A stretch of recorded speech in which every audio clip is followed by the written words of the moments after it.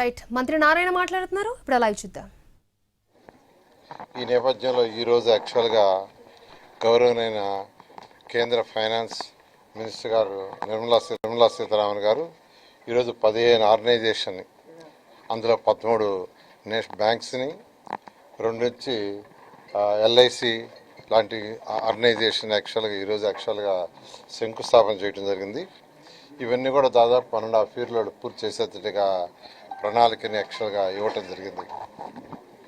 అయితే ఈ నేపథ్యంలో ఈ అమరావతి క్యాపిటల్ సిటీలో ఏదైతే ఈరోజు డెవలప్ చేస్తున్నామో దాంట్లో అనేక యూనివర్సిటీస్ కావచ్చు, తర్వాత స్కూల్స్ కావచ్చు, హోటల్స్ కావచ్చు, డిఫరెంట్ ఆర్గనైజేషన్స్ కూడా సైట్లు ఇచ్చాము.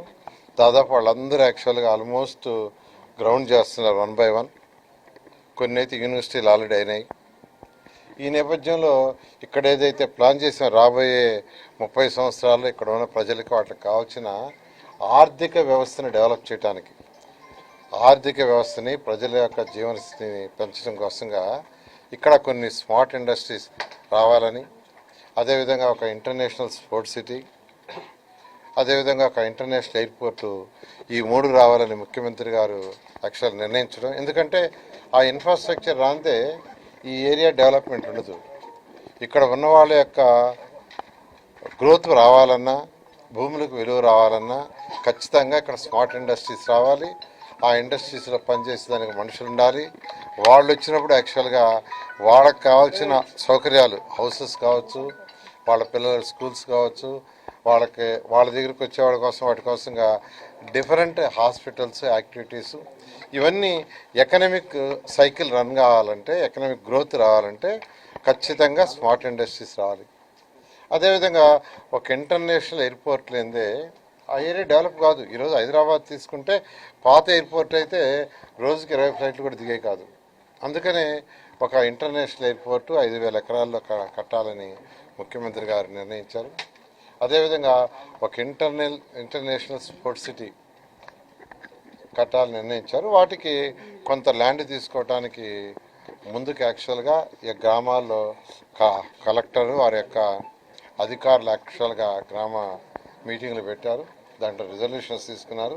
దాన్ని ఈరోజు క్యాబినెట్కి సబ్మిట్ చేసి అందులో ప్రత్యేకంగా ఏదైతే అమరావతి క్యాపిటల్ చుట్టూ ఇన్నర్ రింగ్ రోడ్డు వస్తుందో, ఇన్నర్ రింగ్ రోడ్డుకి మరియు రైల్వే ట్రాక్కి, రైల్వే స్టేషన్కి, తర్వాత ఇంటర్నేషనల్ స్పోర్ట్స్ సిటీకి దానికి సంబంధించి ఈరోజు 16,666 ఎకరాలు, 16,666 ఎకరాలు, 16,666.56 ఎకరాలను యాక్చువల్గా ల్యాండ్ పూలింగ్ తీసుకోవడానికి ఈరోజు క్యాబినెట్ ఆమోదం ముద్దేసింది. దీని మీద యాక్చువల్గా railway track, railway station, international sports city, inner ring road, దీనికి సంబంధించి యాక్చువల్గా ఎయిర్పోర్ట్ కాదు, ఈ వీటికి మాత్రం ఈ యొక్క 16,666.5 ఎకరాలు క్యాబినెట్ ఆమోదించింది. దీని వెంటనే అధికారులు యాక్చువల్గా దీని మీద ముందుకు పోయి ప్రొసీడ్ అయ్యి, గతంలో ఏదైతే ల్యాండ్ పూలింగ్కి రైతులకి ఎలాంటి బెనిఫిట్ ఇచ్చామో అదే బెనిఫిట్స్ కంటిన్యూ చేయమని యాక్చువల్గా ఆదేశించారు. దాని మీద ముందుకు పోవడం జరుగుతుంది. ఏ గ్రామాలు ఎంత తీసుకున్నారు, అలా కాకుండా ప్రభుత్వ భూమి ఎంత ఉంది ఆ గ్రామాల్లో? దీంట్లో తీసుకుంటే యాక్చువల్గా వైకుంఠపురం, పెద్దమూరు, ఎండ్రాయి, కర్లపూడిలో మొత్తం 7,562 ఎకరాలు. అదేవిధంగా వడ్డమాను, హరిశ్చంద్రాపురం, పెదపరిమిలో మొత్తం వచ్చి 9,097.56 ఎకరాలు. ఇదంతా కలిసి 16,666. ఇది కాకుండా గవర్నమెంట్ ల్యాండ్ యాక్చువల్గా 3,808 ఎకరాలు ఉంది. అది ఎక్కువ భాగం కొండలు, వాటరు ఉంది, ఎక్కువ భాగం కొండలు, వాటర్తో ఉండేది. దీంట్లో యాక్చువల్గా అంటే స్పోర్ట్స్ సిటీకి చిన్నది అక్కడ పెట్టాం. యాక్చువల్గా ఇప్పుడు ఇక్కడ ఏంటంటే ఒక 2,500 ఎకరాల్లో ఒక ఒలింపిక్ గేమ్స్కి మనం కాంపిటేట్ చేసేటట్టుగా ఇంటర్నేషనల్ స్టాండర్డ్లో ఒక స్పోర్ట్స్ సిటీ చేయాలని ముఖ్యమంత్రి గారు నిర్ణయించారు. దాని మీద ముందుకు పోవడం. ఇప్పుడు ఉన్న స్పోర్ట్స్ సిటీలో ఉన్న స్థలం చాలా తక్కువ. ఏదైతే ఉందో దాంట్లో ఉండేది కేవలం ఒక 70 ఎకరాలే స్పోర్ట్స్ కాంపిటేటివ్ పెట్టాం. 70 ఎకరాలు మాత్రమే ఉంది. కానీ 70 ఎకరాలు ఇంటర్నేషనల్ లెవెల్లో పెట్టలేం కాబట్టి ఇంటర్నేషనల్ లెవెల్లో ఒక మంచి స్పోర్ట్స్ సిటీ చేస్తే ఎకనామిక్ గ్రోత్ వస్తుంది. ఎకనామిక్ గ్రోత్ వస్తే ఇక్కడ ఉన్న ప్రజలకి ఆర్థిక పరిస్థితులు పెరుగుతాయి, రాష్ట్ర ఆర్థిక పరిస్థితి పెరుగుతుంది. దాన్ని దృష్టిలో పెట్టుకొని చేస్తాం.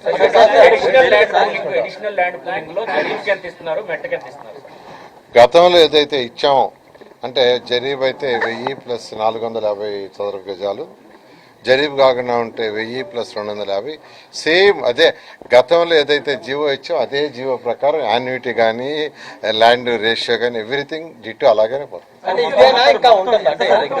రెండు దశలు అన్నారు ఇప్పుడు మూడో దశ కూడా ఉంటుంది. ఎందుకంటే ఇప్పటికే మీరు చెప్పారు 44,000 ఎకరాలు తీసుకోవచ్చు. ఇప్పుడు యాక్చువల్గా ఇమ్మీడియట్గా ఇంటర్నేషనల్ స్పోర్ట్స్ సిటీకి, రైల్వే ట్రాక్కి, ఇన్నర్ రింగ్ రోడ్ ఏదైతే వస్తుందో ఆ ఏరియాలో ఈ ల్యాండ్ ఇచ్చి తీసుకున్నాం. నెక్స్ట్ అధికారులు వర్కౌట్ చేస్తున్నారు.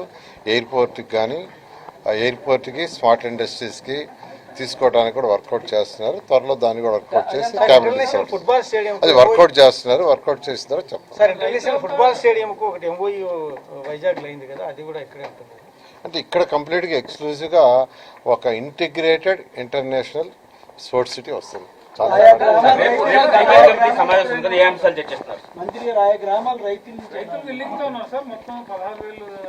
గ్రామ కమిటీలు పెట్టారు కలెక్టర్ గారు, అవన్నీ వచ్చినాయి. యాక్చువల్గా వాళ్ళందరూ యాక్సెప్ట్ చేశారు.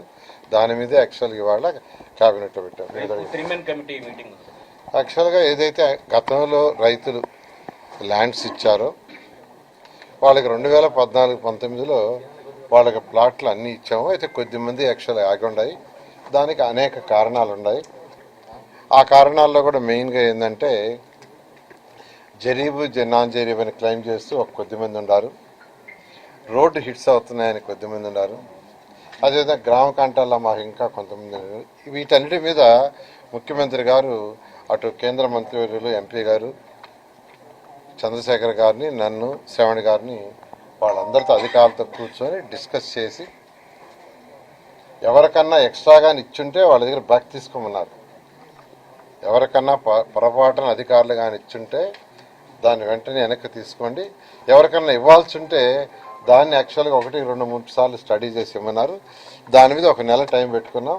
1 నెలలో దాని మీద స్టడీ చేసి డెసిషన్ తీసుకొని ఆ కొద్దిమంది రైతులే, ఎక్కువ మంది కాదు యాక్చువల్గా. ఐ థింక్ ఒక కేటగిరీలో అంతా కలిస్తే ఒక 500 మంది రైతులు ఉంటారు. అసైన్ ల్యాండ్స్ ఆల్రెడీ ప్లాట్లు అలాట్ చేసి రిజిస్టర్ చేయాల, అది రిజిస్ట్రేషన్ స్టార్ట్ చేశారు ఆల్రెడీ.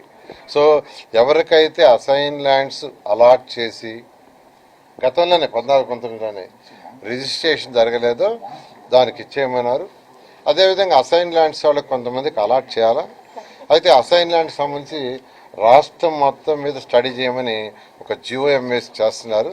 అయితే దానికి కొంత సమయం పడుతుంది కాబట్టి ఈ అమరావతిలో ఏదైతే 300 ఎకరాలు రైతులకి ఎవరైతే వాళ్ళు 9.14 ఇచ్చి వాళ్ళకి ప్లాట్ అలాట్ చేయలేదో దానికి సంబంధించి నెక్స్ట్ క్యాబినెట్కి యాక్చువల్గా తీసుకురమ్మన్నారు. దీని వరకు సపరేట్గా చేస్తామని ఆ విధంగా రైతు సోదరులకు సంబంధించిన సమస్యలు 1 by 1 చేస్తున్నాం. యాక్చువల్గా క్యాబినెట్ లో జనసేన నుంచి ఏమైనా సలహాలు ఉన్నాయి? ఎందుకంటే ఇంతకుముందు క్యాబినెట్ లో డిస్కస్ చేయడానికి వెళ్ళినప్పుడు సెకండ్ ఫేజ్ ల్యాండ్స్కి వాళ్ళు ఫస్ట్ ఫేజ్ కంప్లీట్ చేసే బాగుంటుంది సలహా ఇచ్చారు కదా. ఇప్పుడు వాళ్ళు చెప్పింది ఏంటంటే రైతు సోదరులు కొందరు వస్తున్నారు, సమస్యలు ఉన్నాయన్నారు, ఆ సమస్యలు సాల్వ్ చేసి ముందుకు పోమన్నారు. అందుకనే ఏదైతే పర్టికులర్ అసైన్ ల్యాండ్స్లో 2014-19లో అలాట్ చేస్తే ఇది వాళ్ళకి అవి రిజిస్ట్రేషన్ ఆపింది.